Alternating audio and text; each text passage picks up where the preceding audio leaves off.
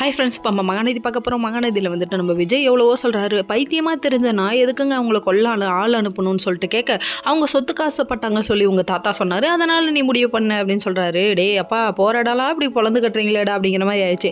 அவங்க சித்தப்பா அடுக்கடுக்காக போய் சொல்கிறாரு. தம்பி போய் சொல்லக்கூடாது, சொல்லி கொடுத்து வளர்க்கலையா? சரி, இதெல்லாம் ஒரு பக்கம் இருந்தாலும் அதுக்கப்புறம் வந்து என்ன தாண்டா முடிவு கன்ஃபியூஸ் ஆகிட்டாரு போலீஸ்கார் அங்கிள். உடனே நான் வெளியே போயிட்டு வரேன் அப்படின்னு சொல்லிட்டு இவர் கிளம்பி ஆரம்பிச்சிட்டாரு.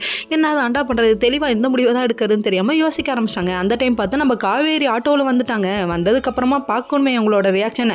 அப்படியே ராகினி அப்படி இப்படி கழுத்தை பிடிச்சி இப்படி மேலே தூக்குற மாதிரி இருந்தது. நீ என்ன சிரிக்கிறியா? சரி எவ்வளோ நாளைக்கு சிரிக்கிறேன்னு பார்க்கலாம் அப்படிங்கிற மாதிரி ஆயிடுச்சு.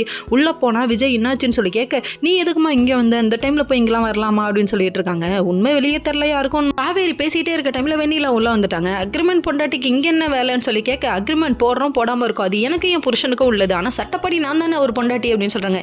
என் புருஷனை எதுக்காகவும் யாருக்காகவும் விட்டு கொடுக்க மாட்டேன், அது எவளுக்காகவும் விட்டு கொடுக்க மாட்டேன்னு சும்மா நெத்தி அடி அடிச்சாங்க பாரு, வேற லெவல்மா அப்படிங்கிற மாதிரி ஆயிடுச்சு.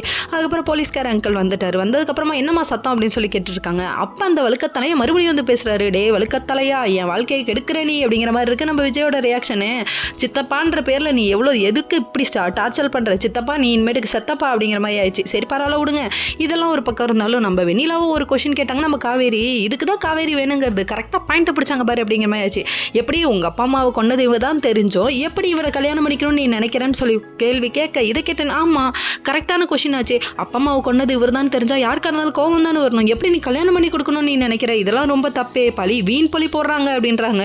யோசிக்க வேண்டிய விஷயம். யோசிங்க நல்லா யோசிங்க அப்படிங்கிற மாதிரி ஆச்சு. காவேரி வீட்டில் ஒரு பக்கம் காவேரியை நினச்சி ரொம்ப ஃபீல் பண்ணுறாங்க. நம்ம தாத்தா பாட்டி கிளம்பி வராங்க. ஓகே.